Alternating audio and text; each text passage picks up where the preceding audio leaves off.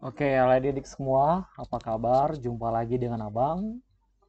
Abang harap semua kalian dalam keadaan sehat, tetap jaga kesehatan, dan juga dalam melakukan aktivitas magangnya tetap jangan sampai ada yang bolos, tetap lakukan yang terbaik. Nah, hari ini kita akan belajar absi yang ke-10. Topik kita hari ini tentang studi kasus, perancangan DFD, sistem informasi penggajian guru pada SMA N10. Jadi ini hanya sebuah contoh. Nah, ini sama dengan pelajaran sebelumnya di pertemuan 9. Kita saling ini pelajarannya nggak berhubungan. Kita mengulang lagi di pertemuan 10 dengan topik yang berbeda. Nah, apa tujuannya ini kita belajar ini? Supaya kamu makin mahir membuat gambar perancangan dari sistem informasi yang akan kamu buat. Nah, jadi nanti kalau kamu tugas akhir, ini sangat dibutuhkan. Jadi nanti teorimu, kamu buat gambarnya, prakteknya nanti di programnya. Nah, pada saat kamu nanti membuat kode programnya, contohnya program penggajian guru, kamu harus tahu dulu gambarannya apa saja yang kamu buat. Jadi contohnya kamu membuat form input data guru. Jadi di input data guru itu nanti apa aja? Nah, kamu udah belajar kan nanti e-commerce kan? Contoh input data guru itu biasa apa aja? Di input contohnya ini form data guru. Biasanya form data guru tuh biasanya ada nama guru, ada nick guru, tanggal lahirnya, biodatanya dan semuanya. Terus ada nanti beberapa tombol. Tombol-tombol inilah yang digunakan sebagai proses. Contohnya ada tombol simpan data. Simpan data itu adalah proses. Nah, itu juga akan digambarkan dalam sistem. Ada tombol cari misalnya, ada tombol edit, ada tombol batal atau keluar. Nah, itu salah satu proses yang harus kamu gambarkan di dalam perancangan DFD-mu. Jadi apa yang kamu buat di dalam formmu tadi, contohnya, harus ada di dalam gambarmu tadi. Nah, jadi di sini coba kamu lihat, saya membuat tadi kan informasi penggajian guru. Kalau kita berhubungan tentang penggajian, oke, sebentar.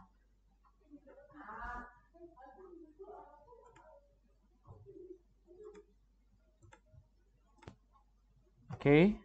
Nah, kalau penggajian namanya penggajian guru. Pastilah ada nanti tentang data guru. Namanya gajian itu biasanya berhubungan tentang jabatan. Apakah gurunya tergantung juga apakah kamu menggaji guru pakai jabatan atau tidak. Contohnya, kalau gurunya jabatannya berdasarkan golongan sekian, gajinya sekian. Tergantung kamu. Nah, kalau abang buat di sini nggak ada pakai jabatan. Ada juga kamu berdasarkan jumlah perles ngajar. Biasanya itu untuk guru honorer. Tergantung. Karena saya di sini buat jabatan, maka biasanya gurunya itu ada jabatan berbeda-beda. Oke. Yang kedua, mungkin kamu ada bicara tentang absensi. Biasanya contohnya kalau guru yang nggak hadir, akan dipotong gajinya. Oke.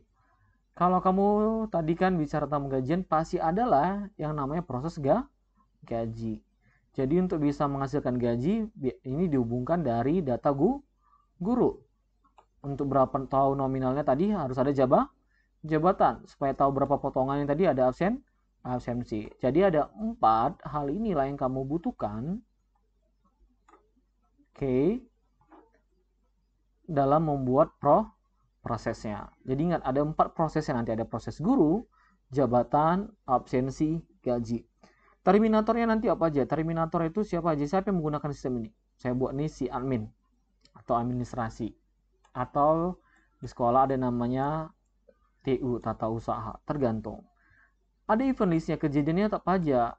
maka si TU tadi atau administrasi bisa mengolah data guru sesuai yang tadi kita tulis. Mengolah jabatan, absensi, gaji, dan terakhir dia bisa membuat sebuah laporan apa aja? Laporan guru, laporan jabatan, laporan absensi, dan laporan gaji.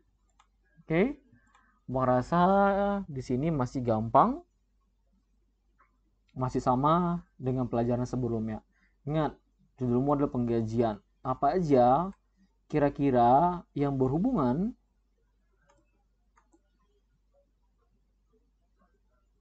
tentang gaji? Tergantung. Ini guru. Kalau gaji karyawan, apa aja? Biasanya nggak jauh beda, ya kan?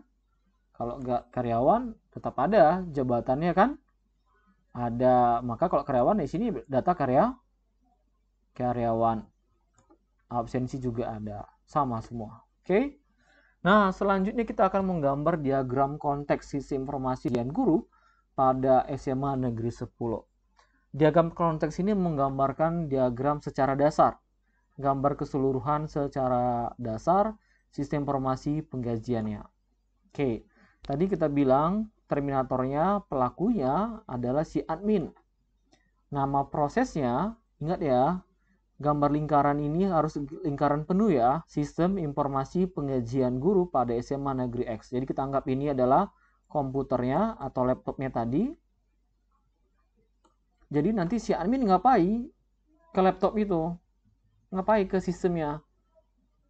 Pasti sesuai dengan tadi, mengolah data guru, jabatan, absensi, sama data gaji, dan dia bisa mengolah laporan. Ini sesuai dengan tadi kita buat. Maka tadi mau bilang, kamu harus tahu dulu proses-prosesnya, event listnya apa aja, supaya gampang membuat sistem informasi itu. Oke? Nah, dari hasil yang telah kamu masukkan tadi ke laptop atau ke sistemnya, apa yang kamu peroleh? Kalau kamu tadi masukkan data guru, pasti kamu mendapatkan laporan atau daftar data guru. Yang kedua, kalau kamu masukkan daftar data jabatan, maka kamu masukkan daftar data jabatan. Baru absensi, data gaji yang terakhir adalah laporan secara keseluruhan untuk ini. Oke? Kamu rasa ini masih sama. Ingat, diagram konteks. Jadi kita ada 3 alurnya. Pertama kita membuat dulu diagram konteks, baru diagram overview atau level diagram 0 atau level 1. Jadi Bang tahu ya, yang pertama itu kita harus gambar diagram konteks. Yang kedua diagram overview. Dari overview ini kita bisa membuat namanya diagram rinci. Oke, kita lanjut. Maka yang kedua, kita membuat diagram overview atau diagram 0. Ini level 1. Kalau tadi level 0, ini level 1. Nanti diagram rinci level 2. Nah, adik-adik sekalian, ini gambar abang kurang bulat ya. Ini lonjong. Jadi nanti kalau bisa di catatannya, buat gambarnya sebagus mungkin.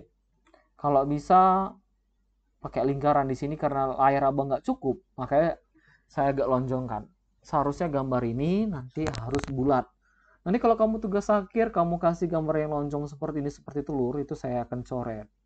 Jadi yang benar itu gambarnya adalah lingkaran penuh.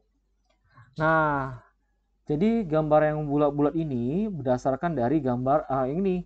Jadi di sini ada 5 proses, maka nanti kamu gambarkan di sini menjadi 5 proses. Tadi ada olah data guru, urutan pertama, urutan yang kedua data jabatan, olah data absensi, olah data gaji. Oke, terakhir saya lupa di sini olah data laporan.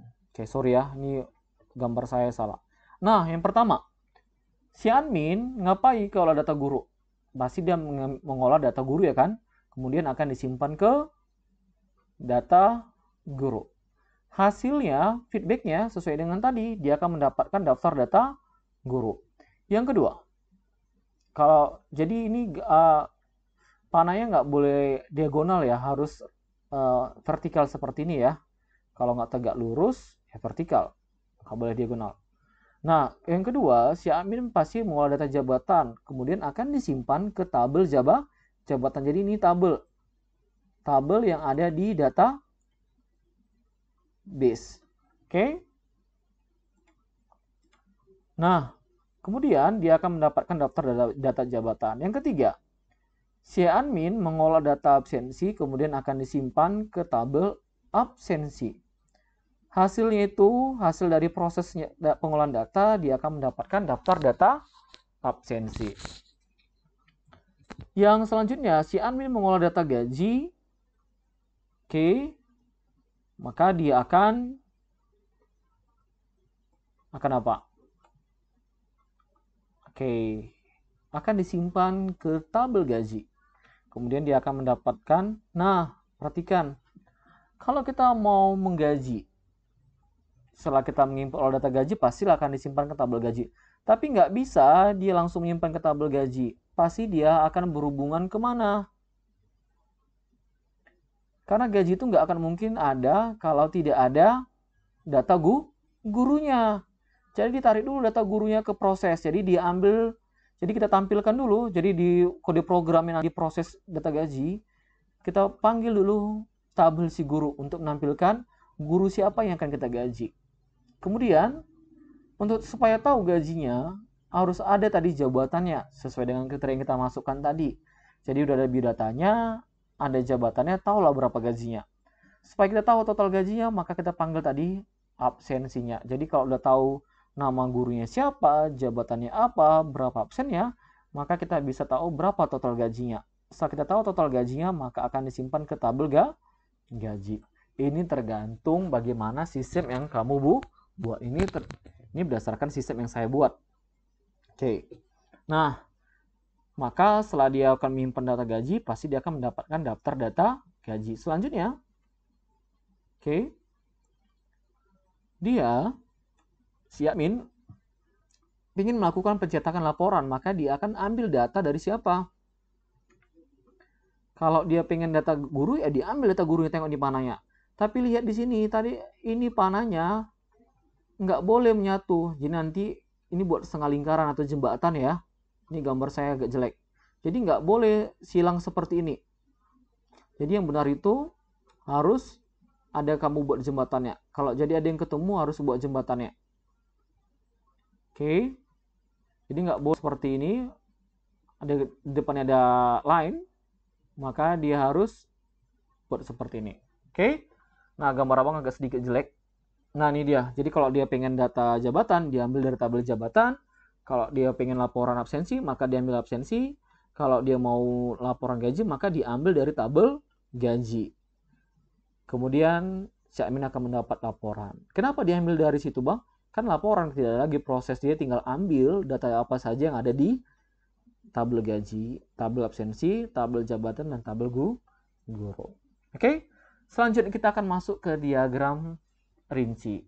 Diagram rinci kita nanti ada 5. Kenapa ada 5, Bang? Karena di sini ada 5 prosesnya. Jadi 1, 2, 3, 4, 5 ini kita akan proses. Oke? Nah, diagram rinci itu semua level 2 ya. Nanti kamu buat diagram rinci 2, level 3, diagram rinci 4, level 5. Enggak ya. Jadi semua diagram rinci itu adalah level 2. Nah, nomor proses 1, tadi nomor proses 1 adalah oleh data guru, maka di sini oleh data guru. Sama kayak di apa? Contohnya ini data guru. Ini di form. Kita buat ini form. Oke. Contohnya ada nomor induk guru. Ada nama guru. Ada alamat. Dan semuanya. Kita buat seperti ini. Oke. Nah, biasanya di sini ada tombol. Kita buat ini, anggap ini tombol simpan. Ini tombol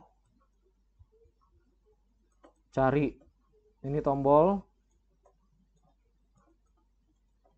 edit. Ini tombol hapus. Nah, perhatikan. Dia memasukkan, contohnya dimasukkan nomor induknya ada 210, namanya adalah si Hotma. Supaya bisa tersimpan ke database, maka dikliknya tombol simpan. Pada saat kamu klik tombol simpan, udah terjadi satu proses di sini. Simpan atau namanya input data. Oke, input data ke database. Kalau kamu pengen cari data-data guru, kamu klik tombol cari berdasarkan nomor induk atau nama guru, maka ini juga udah ada proses, udah 2. Ternyata ada nama guru yang salah, kamu harus melakukan pengeditan. Ini juga ada dikatakan namanya proses. Ini udah proses 3. Kamu ternyata nama gurunya salah, kamu pengen hapus. Kamu bisa menghapus. Ini udah termasuk namanya proses. Jadi tombol-tombol yang keempat ini dikatakan namanya proses. Nah, dari program yang akan kita buat inilah yang akan kita gambar nanti. Ada 4 prosesnya. Oke, kita masukkan. Siapa yang boleh melakukan ini? Tadi adalah si admin. Oke. Nah, ini dia tadi. Si admin bisa melakukan pencarian data guru. Sesuai dengan tadi ada cari data guru. Si admin bisa menginput data guru, ini semacam tombol simpan. Ingat adik-adik sekalian, nanti gambarnya lingkaran penuh, tidak boleh gambar lingkaran lonjong yang seperti saya buat ini. Oke. Kemudian si admin bisa mengedit data guru. Kemudian si admin bisa menghapus data guru. Tadi ada 4 tombol yang saya buat, maka prosesnya juga ada 4. Si admin akan mengolah data guru, si admin akan mencari data guru, maka dia akan mengambil data nih panahnya ke proses. Kenapa panahnya ke proses, Bang? Karena dia akan mengambil data guru dari tabelnya. Jadi dia ngambil datanya kemari. Jadi dia kan kita pengen menampilkan ya, maka harus ada yang kita ambil dari guru. Maka dia akan mendapatkan invalidasi data. Yang kedua, si admin akan menginput data guru. Pasti akan disimpan, ini panahnya, ke tabel guru. Pasti dia akan mendapatkan daftar data guru. Yang keempat, si admin akan mengedit data guru. Nah, kalau dia mengedit berarti mencari dulu kan, ditampilkan dulu, kemudian diedit, baru dikembalikan lagi ke tabel guru. Jadi ngedit itu bukan menyimpan data yang baru, tapi ngedit, memperbarui data yang sudah ada, data yang sudah lama diperbarui. Jadi bukan membuat data yang baru. Kalau kamu membuat data yang baru itu namanya kamu menimpa. Oke? Nah, yang kelima, si admin bisa menghapus data. Jadi kalau menghapus data, panahnya kok ke sini, Bang? Iya dong, kamu kan mengambil data yang dari database. Jadi database itu kamu hapus. Oke? Bisa dipahami, seharusnya di sini ada seharusnya di sini dia dapat data nggak ada ya, kosong ya, karena dia menghapus, maka nggak ada yang ditampilkan. Oke. Nomor 2, level 2, olah data jabatan. Ingat, contoh tadi kalau olah data jabatan sama kayak tadi ya. Contohnya ini formnya. Oke.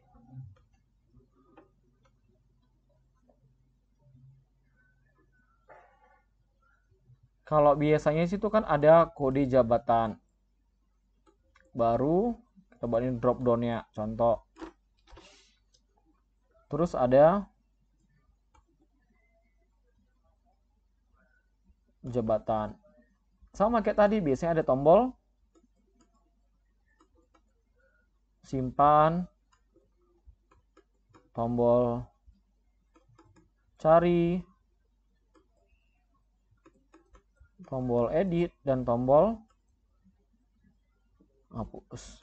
Keempat tombol ini yang dikatakan namanya proses. Inilah yang akan kita gambarkan juga, sama kayak tadi. Oke, Bang Harap bisa mengerti. Jadi kita buat di sini, ingat ya, gambar namanya proses, harus lingkaran penuh, nggak boleh lonjong seperti ini. Oke, adik-adik.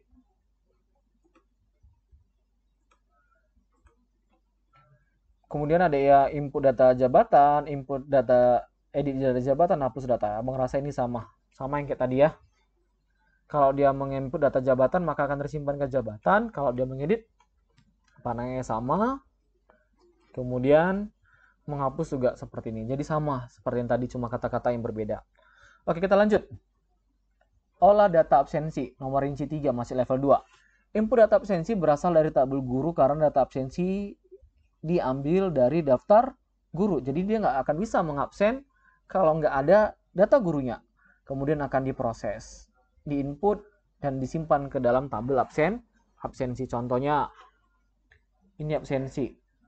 Kan kalau dia mengabsensi biasanya di sini pasti ada tanggal, ada jam.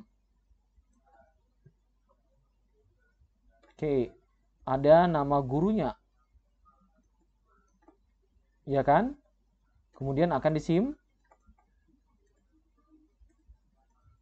simpan, cari. Bisa nggak diedit? Mungkin nggak bisa ya. Hapus boleh nggak? Hapus boleh ya. Tergantung. Edit abang rasa nggak boleh lah diedit absensi ya. Oke, simpan, cari, hapus. Jadi ada 3. Maka 3 ini adalah prosesnya nanti. Tanggal sesuai dengan sistem, jam sesuai sistem. Nama di sini nggak mungkin kamu masukkan tadi namanya adalah Hotmaida. Kamu ketik manual. Nama di sini akan muncul secara otomatis dari mana?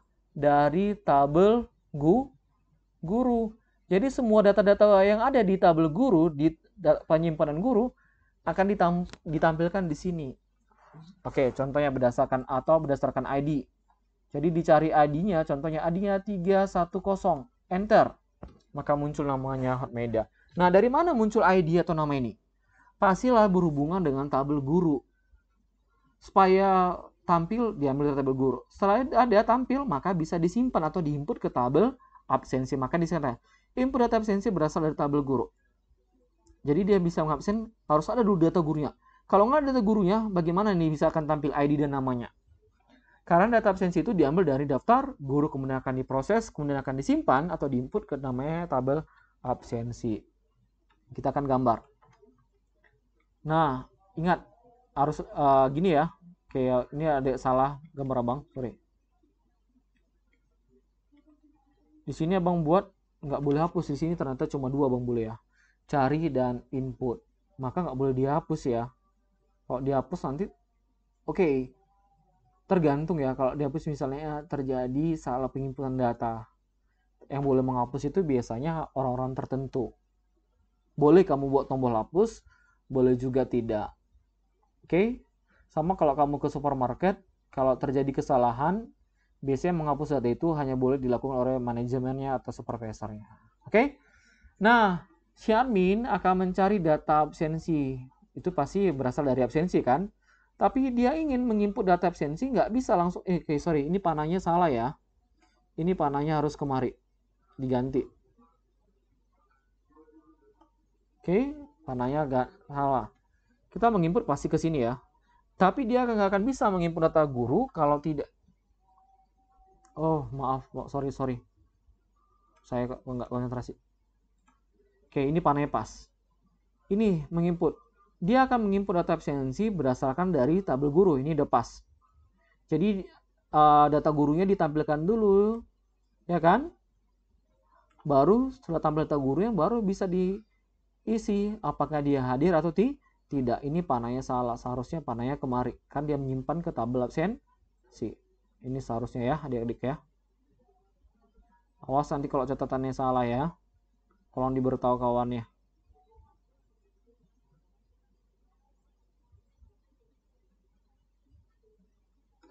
Oke, jadi ini salah ya. Yang benar. Oke.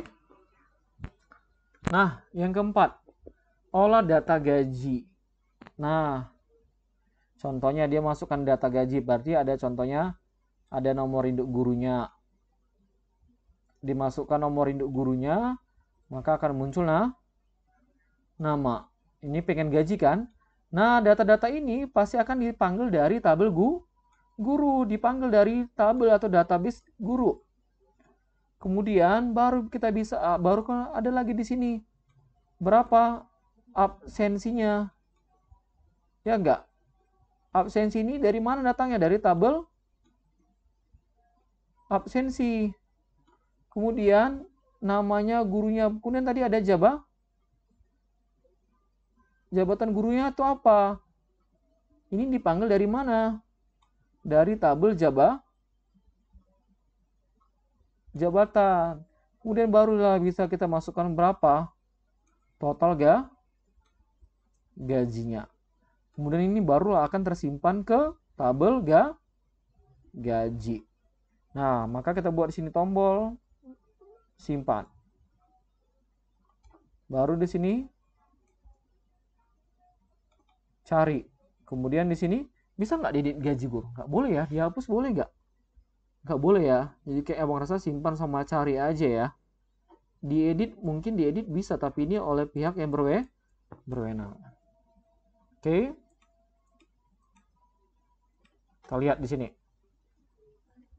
Oh, dia Abang cuma bisa diinput dan dicari. Ini kamu lihat nih. Si admin melakukan cari data. Cari data bahkan diambil dari tabel gaji. Karena datanya, ini kita anggap datanya sudah berisi. Maka bisa dicari. Kemudian si admin akan menginput data. Dia nggak akan bisa menginput data kalau nggak ada data dari absensi, data dari jabatan, dari tabel guru. Jadi supaya bisa menginput gaji, yang ini semua harus dipanggil. Setelah ini terpenuhi, maka bisalah diisi berapa data gaji dia, kemudian akan disimpan ke tabel gaji. Oke? Inilah yang paling penting. Jadi dia ini saling berhubungan. Nah, selanjutnya. Ini membuat laporan. Olah data guru, data jabatan, absensi, dan gaji. Oke, ini Abang cetak aja. Jadi si admin kalau pengen cetak data guru ya dipanggil dari data guru. Ingat panahnya, diambil ya. Kalau dia pengen mencetak dari jabatan ya diambil aja dari tabel jabatan. Absensi juga. Absensi tapi ini seharusnya absensi ini adanya dari mana? Dari guru ya. Ini berhubungan. Oke. Ini seharusnya nggak usah lagi dibuat. Kalau kamu buat juga boleh. Ini harus seperti ini ya. Oke, sorry.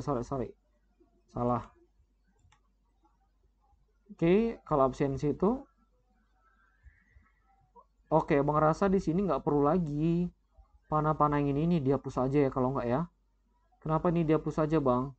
Karena kan tadi kan udah tersimpan di gajinya, data-data gaji kan. Absensi juga udah tersimpan, jabatan juga udah tersimpan, guru udah tersimpan. Maka ini nggak perlu lagi kita buat. Maka kalau dia menginput gaji, diambil aja dari tabel gaji. Kan dia hanya pengen menampilkan. Oke? Nah, sekian pelajaran kita untuk hari ini. Kalau ada yang mau ditanyakan, boleh di dalam grup WhatsApp. Tetap jaga kesehatan, tetap semangat. Jangan lupa sistem nilainya terus dibaca-baca dan dipahami. Tetap lakukan terbaik. Sekian pelajaran kita hari ini. Sampai jumpa di pelajaran kita selanjutnya. Tetap semangat dan jaga kesehatan. See you.